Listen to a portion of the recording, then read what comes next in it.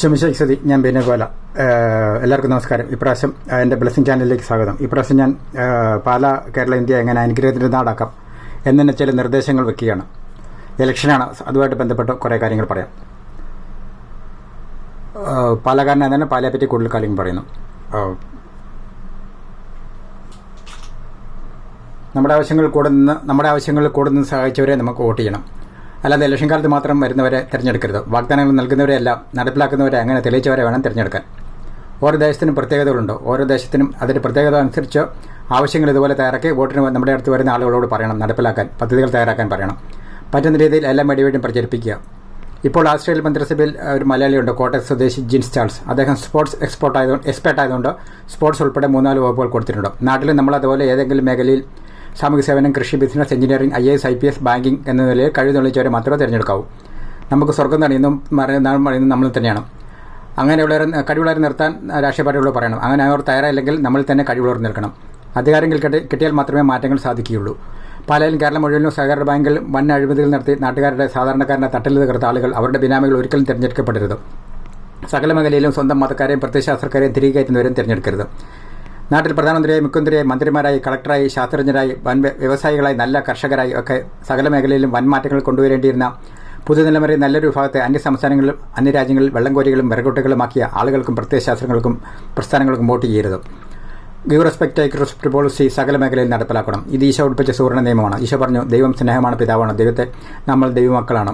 ദൈവത്തെ പിതാവെന്ന നിലയിൽ ബഹുമാനിക്കുക, സ്നേഹിക്കുക. നിന്നെപ്പോലെ മറ്റുള്ളവരെ സ്നേഹിക്കുക. Give respect, take respect. ഇതാണ് അതിൻ്റെ ഷോർട്ട് ഫോം. ഈശോയുടെ സുവർണ്ണ നിയമം, അതിന് തുല്യമായ പോളിസികൾ സകല വികസിത രാജ്യങ്ങളിൽ നിലനിൽക്കുന്നു. ആധുനിക ശാസ്ത്രം പിറന്നതും അവിടങ്ങളിൽ തന്നെയാണ്. അവരുടെ കഴിവുണ്ടെങ്കിൽ ആർക്കും എത്ര ഉന്നതങ്ങളിലും എത്താം. Rishi Sunak, Barack Obama, Kamala Harris, അമേരിക്കയിൽ മിസൂറി സിറ്റി മേയർ റോബി എലക്കട്ടോ, ന്യൂയോർക്ക് മേയർ മംതാൻ്റെയൊക്കെ ഉദാഹരണങ്ങൾ. വികസിത രാജ്യങ്ങളിലും ഗൾഫിലുമൊക്കെ കോമൺ ഐ ഡി ഉണ്ട്. എല്ലാ ആവശ്യത്തിനും ഒരു ഒറ്റ കാർഡ്, അത് സ്കാൻ ചെയ്താൽ എല്ലാ ഡീറ്റെയിൽസും കിട്ടും. നാട്ടിലും ആധാർ മോഡിഫൈ ചെയ്തോ അതുപോലെയാക്കണം. രാഷ്ട്രീയക്കാരെയും ആദായ നികുതി പരിധിയിൽ കൊണ്ടുവരണം. വികസിത രാജ്യങ്ങളിൽ അങ്ങനെയാണ്, എല്ലാവർക്കും തുല്യനീതി. മിക്ക സർക്കാർ സേവനങ്ങളും ഓൺലൈൻ വഴിയാണ്. ബാക്കി കാര്യങ്ങൾ ഓഫീസിൽ ചെന്നാൽ, സർക്കാർ ഓഫീസിൽ ചെന്നാൽ ഉടൻ തന്നെ കാര്യങ്ങൾ നടത്തി തിരിച്ചു വരാൻ സാധിക്കും. നാട്ടിലും അങ്ങനെ വരണം. എല്ലാത്തരം പൈസ ഇടപെടലുകളും സർക്കാർ അറിഞ്ഞ് മാത്രമേ നടക്കുകയുള്ളൂ. മാന്യമായ തൊഴിൽ സംസ്കാരവും വരും. ഒരു വ്യക്തിയുടെ എല്ലാ കാര്യങ്ങളും റെക്കോർഡാണ്. മോശം റെക്കോർഡായാൽ ID സ്കാൻ ചെയ്താൽ അറിയാം, ജോലി കിട്ടില്ല. അങ്ങനെ വന്നാൽ അനുമതി നിൽക്കും. മാന്യമായ തൊഴിൽ സംസ്കാരം വരും, നാട് വികസിക്കും. ഇപ്പോൾ എല്ലാ സമൂഹങ്ങളിലും കോടിപതികളുണ്ട്. സംവരണ പുനഃപരിശോധന നടത്തണം. പൊതുസംവരണവും ന്യൂനപക്ഷ സംവരണവും തീരാവശ്യത അനുഭവിക്കുന്ന വിഭാഗങ്ങൾക്ക് മാത്രമായി ചുരുക്കണം. ജോലി മണിക്കൂർ അടിസ്ഥാനത്തിലാക്കണം. ജോലി ചെയ്താൽ മാത്രം കൂലി. ഓരോ ജോലിക്കും നിശ്ചിത കൂലി നിശ്ചയിക്കണം. വികസിത രാജ്യങ്ങളിലെ പോലെ എല്ലാവരും എല്ലാത്തരം ജോലിയും ചെയ്യാൻ തയ്യാറാകും. തൊഴിൽ മേഖല ഉണരും. ഇപ്പോൾ സർക്കാർ ജീവനക്കാർക്കും രാഷ്ട്രീയക്കാർക്കും മാത്രം പെൻഷൻ. അത് നിലനിർത്തിക്കൊണ്ട് തന്നെ എല്ലാ മുതിർന്ന പൗരന്മാർക്കും ഒരു നിശ്ചിത തുക പെൻഷൻ കിട്ടാൻ ഉള്ള സംവിധാനങ്ങൾ തുടങ്ങണം. അതുപോലെ സർക്കാർ സർവീസ്, ആവശ്യ സർവീസ് ഒഴിച്ച് ബാക്കിയെല്ലാം 15 വർഷമായി ചുരുക്കണം. ഇപ്പോൾ ഓൾറെഡി മിലിറ്ററിയിൽ അങ്ങനെയാണ്. അതുപോലെ ആവശ്യത്തിൽ കൂടുതലുള്ള ജീവനക്കാരെ വോളണ്ടറി റിക്രൂട്ട്മെൻറ്റിന് കൊടുത്ത് പറഞ്ഞു വിടണം. അതുപോലെ തന്നെ ഒരു സമൂഹം മുമ്പോട്ട് പോകണമെങ്കിൽ സർക്കാർ ജീവനക്കാരുടെ ഉയർന്ന സാലറിക്കും പെൻഷനും പരിധി ഏർപ്പെടുത്തണം. ഒരു സമൂഹം ആരോഗ്യപരം മുമ്പോട്ട് പോകണമെങ്കിൽ 3 കുട്ടികൾ വേണം ഒരു കുടുംബത്തിൽ. വികസിത രാജ്യങ്ങൾ ഓൾറെഡി വൃദ്ധസദനങ്ങളായി. കേരളവും അതിവേഗം ആ വഴിക്ക് പോവുകയാണ്. അവിടെ വൃദ്ധജനങ്ങൾ കൂടുതലാണ്. ജോലി ചെയ്യാൻ വർക്ക് ഫോഴ്സ് ഇല്ല, പുതുതലമുറയില്ല. അതിനാൽ വൻതോതിൽ മൈഗ്രേഷൻ അനുവദിക്കുന്നു. സ്വാർത്ഥതയ്ക്ക് വേണ്ടി സ്വന്തം വംശം, അബോർഷൻ എന്ന കൊലപാതകം ഇല്ലാതാക്കുന്ന ഒരേ ഒരു ജീവി മനുഷ്യൻ മാത്രമാണ്. മറ്റ് ജീവജാലങ്ങൾ സ്വരക്ഷയ്ക്ക് വേണ്ടിയല്ല, ഉപജീവനത്തിന് വേണ്ടി മാത്രം ആക്രമിക്കും. വൃദ്ധരുടെ കണ്ണുനീരും പിഞ്ചുകുട്ടികളുടെ രക്തവും അബോർഷൻ വഴി ഭൂമിയിൽ വീഴാൻ അനുവദിക്കരുത്. ദേശം അനുഗ്രഹിക്കപ്പെടും. വികസിത രാജ്യങ്ങളിലെ പോലെ മൃഗങ്ങൾ പെരുകുമ്പോൾ ആനിമൽ കളിൽ നിന്ന് നിശ്ചിത കാലത്തേക്ക് അനുവദിച്ചോ അവരെ നിയന്ത്രിക്കണം. ഭക്ഷ്യയോഗ്യമായ മൃഗങ്ങളെ തിന്നാൻ അനുവദിക്കണം. എല്ലാത്തരം മരങ്ങളും വളർത്താൻ വിൽക്കാൻ കർഷകരെ അനുവദിക്കണം. വൻ വ്യവസായികൾ ഇന്ത്യയുടെ പ്രധാന പോളിസികൾ നിയന്ത്രിക്കുന്നു. റബ്ബറിന് ഒരു പരിധിയിൽ കൂടുതൽ വില കൂടില്ല. എസ്റ്റേറ്റ് നിയമങ്ങൾ പൊളിച്ചെഴുതണം. പരിധി നിശ്ചയിക്കണം. വീഴ്ച ഭൂമി സർക്കാർ ഏറ്റെടുത്ത് കൃഷി ചെയ്യാൻ താല്പര്യമുള്ളവർക്കും ഭൂമിയില്ലാത്തവർക്കും എപ്പോഴും വെള്ളം കയറുന്ന സ്ഥലങ്ങളിലുള്ളവർക്കും കടൽ കയറി ഭൂമി നഷ്ടപ്പെടുന്നവർക്കും കൊടുക്കണം. മാറിയ കാലാവസ്ഥകൾ അനുസരിച്ചും ഡിമാൻഡ് അനുസരിച്ചുമുള്ള കൃഷികൾ ചെയ്യാൻ അവരെ അനുവദിക്കണം. അതിന് കൃഷി രീതികൾ അവരെ പരിചയപ്പെടുത്തണം. 82 ഡാമുകൾ കേരളത്തിലുണ്ട്. മുല്ലപ്പെരിയാർ ഉൾപ്പെടെ 12 ഇടുക്കി ജില്ലയിൽ തന്നെയുണ്ട്. ഇപ്പോൾ ലോകം മുഴുവൻ കാലാവസ്ഥ മാറി. മിന്നൽ പ്രളയം, വെള്ളപ്പൊക്കം, മേഘസ്ഫോടനം എല്ലാ ഡാമുകളും പരിശോധിച്ചോ കാലഹരണം എന്നിവ ബലമില്ലാത്തോ ബലപ്പെടുത്തുകയോ ഡീകമ്മീഷൻ ചെയ്യുകയോ വേണം. എല്ലാത്തിൻ്റെയും ഉയരം കപ്പാസിറ്റി കുറയ്ക്കണം. മുല്ലപ്പെരിയാർ ഉയരം കുറച്ചോ ടണൽ വഴി കൊടുക്കാമെന്ന നിർദ്ദേശം പരിഗണിക്കണം. വെള്ളത്തിന് പകരം സോളാർ മറ്റ് പദ്ധതികൾ സ്രോതസ്സുകൾ പ്രോത്സാഹിപ്പിക്കണം. സോളാർ വഴി നെടുമ്പാശ്ശേരി കൊച്ചി അന്താരാഷ്ട്ര വിമാനത്താവളം പൂർണ്ണമായും പ്രവർത്തിക്കുന്നു. മിച്ചമുള്ളതോ നിൽക്കുന്നു. ഇങ്ങനെ ചെയ്തില്ലെങ്കിൽ വൈകാതെ വെള്ളത്തിൽ നിന്നും കയറി കേരളം വെള്ളത്തിൽ വില പ്രാപിക്കും. പാറമണൽ വലിയൊരു ലോബിയാണ്. വൻ പാറമടകൾ നിയന്ത്രിക്കണം. എല്ലാ നദികളും താഴ്വരകളിൽ ഉത്ഭവിക്കുന്നത് കുന്നുകളുടെ അമിതമായ മലകൾ, കുന്നുകൾ നികത്തൽ, പാറഖനനം, നദികൾ മലിനമാക്കൽ നദികളുടെ മരണത്തിൽ കലാശിക്കും. അത് തടയണം. എല്ലാത്തിനും നിയന്ത്രണം വേണം.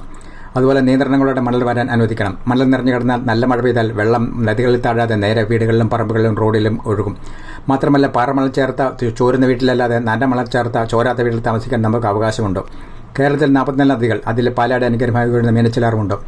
അടുത്ത കാലത്ത് വരുന്ന പ്ലൈവുഡ് കമ്പനികൾ അമിതമായി പാറ ഖനനം, മലകൾ നികത്തൽ മീനച്ചിലാറിൻ്റെ മലിനീകരണത്തിനും നാശത്തിനും കാരണമാകാതെ നോക്കണം. നിയന്ത്രണങ്ങൾ കൊണ്ടുവരണം. നദിയെ പ്രകൃതിയെ നശിപ്പിക്കാൻ കൂട്ടുനിൽക്കുന്നവർക്ക് വോട്ട് ചെയ്യരുത്. നദികൾ ഭൂരിപക്ഷം നേരെ കടലിൽ പതിക്കുന്നു. ശാസ്ത്രം ഉപയോഗിച്ച വേണ്ട വിധത്തിൽ ഉപയോഗിച്ച് 44 നദികളിൽ 3 ദിവസവും വെള്ളം വരാൻ സംവിധാനങ്ങൾ ഒരുക്കണം. അങ്ങനെ വന്നാൽ സമാന്തരമായ ജലഗതാഗതം വരും. റോഡിലെ തിരക്ക് കുറയും. ടൂറിസത്തിന് ആനന്ദ സാധ്യതകൾ, ചെലവ് കുറഞ്ഞ മികച്ച സൗകര്യങ്ങളുള്ള റിസോർട്ടുകൾ വരട്ടെ, ഹോട്ടലുകൾ വരട്ടെ. പ്രധാന സ്ഥലങ്ങളിലെല്ലാം കേരളത്തിലെ എല്ലാ വൈവിധ്യമാർന്ന ഭക്ഷണങ്ങൾ കിട്ടാൻ ഇടവരുത്തണം. കലകൾ പ്രോത്സാഹിപ്പിക്കണം. ഫുഡ് പാർക്കുകൾ വരണം. ആയുർവേദം വരണം. കേരളം ക്യാൻസറിൻ്റെയും ഹൃദ്രോഗത്തിൻ്റെയും തലസ്ഥാനമായിക്കൊണ്ടിരിക്കുകയാണ്. വ്യായാമ കേന്ദ്രങ്ങൾ ധാരാളം തുടങ്ങണം. അതുപോലെ ഭക്ഷണക്രമം മാറ്റണം. സ്പോർട്സ് നീന്തൽ പ്രോത്സാഹനം വേണം. സ്വാഭാവിക രീതിയിൽ വളരാത്ത കോഴിയിറച്ചി തുടർച്ചയായി കഴിച്ചാൽ പലവിധ രോഗങ്ങൾ വരാൻ ചാൻസ് കൂടുതലുണ്ട്. സ്വാഭാവിക രീതിയിൽ വളരുന്ന പന്നി, പോത്ത്, ആട്, താറാവ് ഒക്കെ പ്രോത്സാഹിപ്പിക്കണം. പന്നിവൃക്കം മനുഷ്യനിൽ പരീക്ഷിച്ച് വിജയിച്ചു കഴിഞ്ഞു. പന്നിയിൽ നിന്ന് ഇൻസുലിനുള്ള വസ്തു കൊടുക്കുന്നു. പൈൽസ് കുറയ്ക്കാൻ വളരെ ഫലപ്രദമാണെന്ന് പറയപ്പെടുന്നു. ഇപ്പോൾ ഇലക്ഷൻ കാലം. വീണ്ടും ഇലക്ഷനുകൾ വരും. ആരും ആരുടെയും ശത്രുവല്ല. എല്ലാവരും നാളെയും കാണേണ്ടവരാണ്. മലയാളി ഒരിക്കലും AC കിടക്കുന്ന നേതാവിന് വേണ്ടി മോർച്ചറിയിൽ തണുത്ത് മരവിച്ചു കിടക്കുന്ന ചാവറാകാൻ തയ്യാറാകരുത്. നേതാക്കൾ സ്വന്തം മക്കളെ അപ്ഡേറ്റ് ചെയ്യുന്നു. സാധാരണക്കാരായ തൊഴിലാളികളെ അപ്ഡേറ്റ് ചെയ്യാറില്ല. അങ്ങനെ ചെയ്താൽ കൊടിപിടിക്കാനും ഗുണ്ടപ്പണിക്കും ആളെ കിട്ടില്ലല്ലോ. വിദ്യാലയങ്ങളിൽ രാഷ്ട്രീയം സൃഷ്ടിപരമാക്കണം, അല്ലെങ്കിൽ നിരോധിക്കണം. ഞാൻ പാലാ ഗവൺമെൻറ് പോളിടെക്നിക്ക് പഠിക്കുമ്പോൾ കേരളത്തിൽ അവസാനമായി വിവരവും ദീർഘവീക്ഷണമുള്ള ഒരു മന്ത്രി TN ജേക്കബ് വന്നു. അദ്ദേഹം 25 പോളിടെക്നിക്കൽ അനുവദിച്ചു. SFI വ്യാപക സമരം നടത്തി. അതേസമയം അയൽ സംസ്ഥാനങ്ങൾ ഉന്നത വിദ്യാഭ്യാസ സ്ഥാപനങ്ങൾ, വ്യാപകമായ ഉന്നത വിദ്യാഭ്യാസ സ്ഥാപനങ്ങൾ, പോളിടെക്നിക്കൽ, നഴ്സിംഗ് സ്ഥാപനങ്ങൾ, എഞ്ചിനീയറിംഗ് കോളേജുകളൊക്കെ സ്ഥാപിക്കുന്ന തിരക്കിലായിരുന്നു. നമ്മുടെ നഴ്സുമാരിൽ ഭൂരിപക്ഷവും പഠിച്ചു പുറത്തേക്കാണ്. നമ്മുടെ പൈസ അവിടേക്ക് പോയി. അവിടെ ധാരാളം തൊഴിലവസരങ്ങൾ വന്നു. അവിടെ ചില സ്ഥലങ്ങളിൽ അന്നാട്ടുകാർക്ക് കൺസെഷനുണ്ട്. പുറനാടുകളിൽ ജോലി ചെയ്തവർക്കറിയാം. പണ്ട് മുതൽ മലയാളികൾ എല്ലാ സ്ഥലങ്ങളുണ്ടെങ്കിലും ഒരു പരിധിയിൽ കൂടുതൽ ഉയരാൻ പറ്റിയില്ല. കാരണം നാട്ടിൽ ഉന്നത വിദ്യാഭ്യാസങ്ങൾ തുടങ്ങാൻ രാഷ്ട്രീയക്കാർ അനുവദിച്ചില്ല. പിന്നെ ജനങ്ങളെ മടിയന്മാരാക്കുന്ന, സ്വപ്നജീവികളെ കൊള്ളയടിക്കുന്ന ലോട്ടറി മധ്യമേഖലയിൽ നിന്നും സർക്കാർ പിന്മാറണം. ജനങ്ങളുടെ ആരോഗ്യ സമ്പത്ത് നശിപ്പിക്കുന്ന മധ്യമേഖലയിൽ നിന്നും പൂർണ്ണമായി പിന്മാറണം. പകരം നിയന്ത്രണങ്ങളോടെ സ്വകാര്യ മേഖലയിൽ അനുവദിക്കണം. ക്വാളിറ്റി കൂടും, വില കുറയും, നല്ലത് എക്സ്പോർട്ട് ചെയ്യാം, ധാരാളം തൊഴിലവസരങ്ങൾ വരും. അമിതമായാൽ അമൃതം വിഷം. മിതമായി കുടിക്കാൻ മലയാളി ശീലിക്കണം. ക്വാളിറ്റി കുറഞ്ഞ വില കൂടിയ മദ്യം കഴിച്ച് മലയാളിയുടെ ആരോഗ്യം നശിക്കുന്നു, സമ്പത്ത് നശിക്കുന്നു. മാലിന്യ സംസ്കരണ മദ്യപരിസര ഇൻഡോർ മോഡൽ വളരെ നല്ലതാണ്. അതുപോലെ നല്ല മോഡലുകൾ നടപ്പിലാക്കണം. ക്രമേണ തെരുവുനായ ശല്യം ഇല്ലാതാകും. കേരളം ക്യാൻസറിൻ്റെ തലസ്ഥാനം, ഹൃദ്രോഗത്തിൻ്റെ തലസ്ഥാനം. മായം കലർന്ന ഭക്ഷണം, എക്സസൈസ് ചെയ്യാറില്ല. ഗൾഫിലും വികസിത രാജ്യങ്ങളിലെ പോലെ കർശനമായ ക്വാളിറ്റി കൺട്രോൾ ഭക്ഷ്യവസ്തുക്കളിലും വേണം. നാട്ടിൽ തെറ്റ് ചെയ്താൽ കനത്ത ശിക്ഷ വേണം. മായം കലരാത്ത ശുദ്ധമായ വെളിച്ചെണ്ണ മലയാളി ശീലിക്കണം. തെങ്ങ് കർഷകർ രക്ഷപ്പെടും. ശുദ്ധ വെളിച്ചെണ്ണ വിൽക്കുന്നവരും രക്ഷപ്പെടും. വ്യാപകമായി ഉപയോഗം വന്നാൽ വെളിച്ചെണ്ണയുടെ വിലയും കുറയും. നാട്ടിലെ അരിയും നെല്ലും കലയാളി കഴിക്കാൻ ശീലിക്കണം. നാട്ടിലെ കർഷകരും രക്ഷപ്പെടും. നമ്മുടെ ആരോഗ്യം നശിക്കില്ല. നമ്മൾ ഇപ്പോൾ മേടിക്കുന്ന അരി എത്ര പ്രാവശ്യം കഴിക്കാനും വൃത്തിയാകുന്നില്ല. സർക്കാർ കർഷകരിൽ മേടിക്കുന്ന ശുദ്ധമായ അരി എവിടെ പോകുന്നുവെന്ന് ആർക്കും അറിയില്ല. ഒരു സാധാരണ പാലക്കാരൻ എന്നതിൽ അഭിമാനമുണ്ട്. കഠിനാധ്വാനികൾ, ഈശ്വരവിശ്വാസികൾ, തൊട്ടതെല്ലാം പൊന്നാക്കുന്നവർ. നല്ല മണ്ണാണ് പാലായിൽ. മലമ്പാമ്പിനോടും മലമ്പിനോടും പഞ്ഞിട്ട കാർഷിക വിപ്ലവം നടത്തിയവർ ധാരാളമുണ്ട്. സകല മേഖലകളും കഴിവ് തെളിച്ചവരാണ് പാലക്കാർ ധാരാളം. പണ്ട് പാലാ സെൻട്രൽ ബാങ്ക് തകർക്കപ്പെട്ടില്ലായിരുന്നെങ്കിൽ പാലാ ഇന്ത്യയിലെ തന്നെ ഏറ്റവും വലിയ വ്യവസായ കേന്ദ്രമാകുമായിരുന്നു. നമ്മുടെ സമ്പത്ത്, പ്രകൃതി വിഭവങ്ങൾ നമ്മുടെ ആൾക്കാർക്ക് കൂടുതൽ തൊഴിലവസരങ്ങൾ കിട്ടുന്നതിൽ മാറ്റപ്പെടണം. ഇപ്പോൾ പെരുന്നാളുകൾ, ഉത്സവങ്ങളിലൊക്കെ പുതുതലമുറയിൽപ്പെട്ടവൾ വളരെ കുറവാണ്. എല്ലാവരും മികച്ച വിദ്യാഭ്യാസം, ജീവിതം, തൊഴിൽ തേടി അന്യസംസ്ഥാനങ്ങളിൽ, അന്യരാജ്യങ്ങളിൽ പോകുന്നു. നാട്ടിൽ ഭർത്തരുടെ എണ്ണം കൂടുന്നു. പരിഹാരം ലളിതമാണ്. മാറുന്ന സാഹചര്യം അനുസരിച്ച് നമ്മുടെ പെരുമാറ്റങ്ങൾ മാറ്റണം. പഠനരീതികൾ മാറ്റണം. കോഴ്സുകൾ തുടങ്ങണം. ഹെൽത്ത് ക്ലബ്ബുകൾ, ഹോം കെയർ സ്ഥാപനങ്ങൾ തുടങ്ങണം. വൃദ്ധജനങ്ങൾക്ക് ഭയം കൂടാതെ താമസിക്കാൻ മിതമായി ഈടാക്കി കെട്ടിട സമുച്ചയം തുടങ്ങണം. ഇപ്പോൾ പാലായിൽ ധാരാളം വിദ്യാർത്ഥികൾ പഠനത്തിനായി വരുന്നുണ്ട്. പാലായിൽ തന്നെ മികച്ച സൗകര്യങ്ങളുള്ള, അന്യായമായ വാടകയില്ലാത്ത രീതിയിൽ ധാരാളം ബിൽഡിങ്ങുകളും ഹോട്ടലുകളും ലോഡ്ജുകളും റിസോർട്ടുകളും വേണം. സ്പോർട്സ്, നീന്തൽ പരിശീലന കേന്ദ്രങ്ങൾ, ജിമ്മുകൾ വേണം. പറ്റുമെങ്കിൽ 1-2 സ്റ്റേഡിയങ്ങൾ വേണം. പല സ്ഥലങ്ങളിലായി എല്ലാവിധ സൗകര്യങ്ങളുള്ള മനോഹരമായ 3-4 പാർക്കുകൾ വേണം. എൻ്റർടൈൻമെൻറ്റിനുള്ള സൗകര്യങ്ങൾ വേണം. നഗരം സൗന്ദര്യവൽക്കരിക്കണം. നാട്ടുകാരും മുനിസിപ്പാലിറ്റിയും കത്തോലിക്ക സഭയും നാട്ടുകാർക്ക് വാടക കൊടുക്കുമ്പോൾ അന്യമായ ഡെപ്പോസിറ്റും വാടകയും മേടിക്കരുത്. നാട്ടുകാരും മുനിസിപ്പാലിറ്റിയും കത്തോലിക്ക സഭ അതിന് തയ്യാറാകണം. പാലായിൽ സമീപ പഞ്ചായത്തുകളെ അപേക്ഷിച്ച് എല്ലാ സാധനങ്ങൾക്കും വളരെ വില കൂടുതലാണ്. വാടക കുറഞ്ഞാൽ തന്നെ സാധനങ്ങൾ കുറഞ്ഞ വിലയ്ക്ക് കൊടുക്കാൻ സാധിക്കും. അതുപോലെ പാലായിൽ പൊതുവെ കടകളിൽ വിലപേശൽ കാണാറില്ല. വിലപേശലും വില കുറച്ച് കൊടുക്കുന്ന സാഹചര്യങ്ങളും ഒരുങ്ങണം. അതുപോലെ എല്ലാത്തരം പച്ചക്കറികൾ, പഴവർഗ്ഗങ്ങൾ, മത്സ്യം, മാംസം മിതമായ നിലയ്ക്ക് കിട്ടാൻ സാഹചര്യങ്ങൾ ഒരുങ്ങണം. പെട്ടെന്ന് കേടാതിരിക്കാൻ ശീതീകരണ സംവിധാനങ്ങൾ വേണം. മാക്സിമം സാധനങ്ങൾ പാലായിൽ തന്നെ ഉൽപ്പാദനം തുടങ്ങിയാൽ നല്ലത്. നാട്ടുകാർക്ക് വരുമാനമാകും. മാംസത്തിന് വില ഏകീകരണം വേണം. വിൽക്കുന്നവർക്കും മേടിക്കുന്നവർക്കും മൃഗങ്ങളെ വളർത്തുന്നവർക്കും നഷ്ടമുണ്ടാകാത്ത രീതിയിൽ വേണം.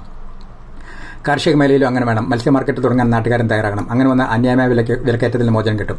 അതുപോലെ കസ്റ്റമറൈസിംഗ് എന്നു പാലക്കാർ പഠിക്കണം.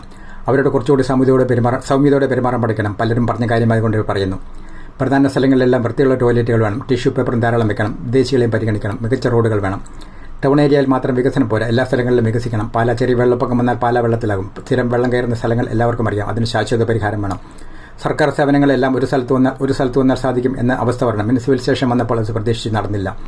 സർക്കാർ മുനിസിപ്പൽ സംവിധാനങ്ങൾ സുതാര്യമാക്കണം. വേഗത്തിൽ വേണം, അഴിമതി വേണ്ട. അനാവശ്യമായ കാലതാമസം പല കാര്യത്തിലുമുണ്ട്.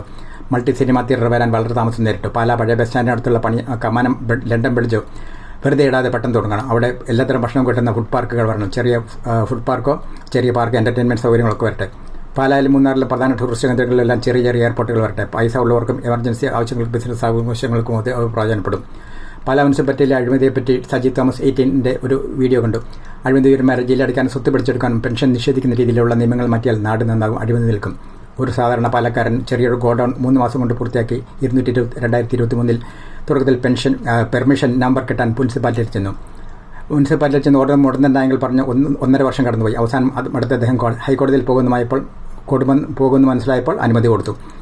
ഇതുപോലുള്ള ദുരനുഭവങ്ങൾ മുമ്പും പ്രശസ്തരായ പാലക്കാർക്കുണ്ടായി. നമ്മൾ താക്കോൽ സ്ഥാനങ്ങളിലെത്തണം, അല്ലെങ്കിൽ താക്കോൽ സ്ഥാനങ്ങളുള്ളവരുമായി നല്ല ബന്ധം വേണം. കേരളത്തിലായാലും കേന്ദ്രത്തിലായാലും എങ്കിൽ മാത്രമേ കാര്യങ്ങൾ നടക്കുകയുള്ളൂ. വി വി അഗസ്റ്റിൻ സാർ പണ്ട് പേർഷ്യയിൽ ഇറാനിൽ നല്ല രീതിയിൽ ബിസിനസ് നടത്തി വിജയിച്ചയാൾ. കേരളത്തിൽ റാഡോ ടയർ കമ്പനി തുടങ്ങി. നാട്ടിലെ പ്രതികൂല രാഷ്ട്രീയ ഉദ്യോഗസ്ഥ ട്രേഡ് യൂണിയൻ അവസ്ഥ കാരണം വിജയിച്ചില്ല. ചെറുപുഷ്പം കൊച്ചേട്ടൻ മലയാള സിനിമയെ മദ്രാസിൽ നിന്നും കേരളത്തിൽ കൊണ്ടുവരുന്നതിൽ പ്രധാന പങ്ക് വഹിച്ചയാൾ. പാലായിൽ അദ്ദേഹത്തിൻ്റെ വാച്ച് കമ്പനി വഴി കുറേ പേർക്ക് ജോലി കിട്ടിയിരുന്നു. ബിസിനസ് വിപുലീകരിക്കുന്നതിൻ്റെ ഭാഗമായി വിദേശത്ത് നിന്ന് വൻതുക മടക്കി മെഷീനറി ഇറക്കുമതി ചെയ്തു. അഴിമതികരമായ സെയിൽസ് ടാക്സ് ഉദ്യോഗസ്ഥന്മാർ അദ്ദേഹത്തിന് വൻതുക ഫൈൻ ചുമത്തി. അദ്ദേഹം ദീർഘകാലം കേസ് നടത്തി വന്ന് വിജയിക്കാൻ വേണ്ടി. അദ്ദേഹം എറണാകുളം മറൈൻ ഡ്രൈവിൽ കേരള ട്രേഡിംഗ് സെൻറ്റർ എന്ന ബഹുനില കെട്ടിടം പണിതു. കൂടിയവർ ചതിച്ചു കെട്ടിടം സ്വന്തമാക്കി. ദീർഘനാൾ നിയമപോരാട്ടം നടത്തേണ്ടി വന്നു സ്വന്തം സ്ഥലവും കെട്ടിടവും തിരിച്ചു കിട്ടാൻ. നെടുമ്പാശ്ശേരി കൊച്ചി അന്താരാഷ്ട്ര വിമാനത്താവളം വിജയകരമായി പുറത്തേക്ക് വിജയകുര്യൻ സാർ അദ്ദേഹത്തിന് അന്നത്തെ മുഖ്യമന്ത്രി കരുണാകരൻ സാർ നല്ല സപ്പോർട്ട് കൊടുത്തു. പാലായി പല സ്ഥലത്തും ഇപ്പോഴും വൈകുന്നേരം ആളുകൾ നേരിട്ട് പോയി ഫ്യൂസ് ഇടണം. പടിവിളക്ക് കത്തണമെങ്കിൽ അത് മഴക്കാലത്തും ഇടിമിന്നലുള്ളപ്പോൾ വളരെ അപകടകരമാണ്. പകരം ഓട്ടോമാറ്റിക് സംവിധാനങ്ങൾ വേണം. വണ്ടി പാർക്കിംഗ് സൗകര്യങ്ങൾ വേണം. ട്രാഫിക് ജാം തടയാനുള്ള സംവിധാനങ്ങൾ വേണം. ട്രാഫിക് സിഗ്നൽ ഓട്ടോമാറ്റിക് ആക്കണം. ഭക്ഷ്യ സംസ്കരണ യൂണിറ്റുകൾ, റബ്ബർ വ്യവസായങ്ങൾ പ്രോത്സാഹിപ്പിക്കപ്പെടണം. പാലായിലൊരു ചൊല്ലുണ്ട്, എല്ലാം തോട്ടുങ്ങൾ പിടിയിൽ കിട്ടും. ശരിയാണോ? എല്ലാ ആയുർവേദ മരുന്നുകളും പാലക്കുരിശുള്ളിയുടെ അടുത്തുള്ള തോട്ടുങ്ങൾ പിടിയിൽ കിട്ടും. കേരളത്തിൽ, ഇന്ത്യയിൽ എല്ലാം ചൊല്ലുണ്ടാകണം, എല്ലാം പാലായിൽ കിട്ടും. പാലാൽ ബിസിനസിൻ്റെ, IT-യുടെ, വിദ്യാഭ്യാസത്തിൻ്റെ, എൻ്റർടൈൻമെൻറ്റിൻ്റെ, എല്ലാ ഭക്ഷണങ്ങളും ലഭിക്കുന്നതിൻ്റെ, ഭക്ഷ്യ സംസ്കരണ യൂണിറ്റുകളുടെ, സ്പോർട്സിൻ്റെ, നീന്തലിൻ്റെ, ജിമ്മിൻ്റെ ഒക്കെ കേന്ദ്രമായി മാറട്ടെ. എല്ലായിടത്തും പാലയുടെ ഒരു കയ്യൊപ്പ് പതിയട്ടെ. എൻ്റെ പാസ്പോർട്ടിലെ കയ്യൊപ്പ് പാലക്കാരൻ സിബി ജോർജ് സാറിൻ്റെയാണ്. അദ്ദേഹം മുമ്പ് കുവൈറ്റിൽ ഇന്ത്യൻ അംബാസിഡറായിരുന്നു, ഇപ്പോൾ ജപ്പാനിൽ. മലയാളികൾ ലോകം മുഴുവൻ ഉണ്ട്. പുറനാടുകൾ കണ്ട നല്ല ആശയങ്ങൾ നടപ്പിലാക്കട്ടെ.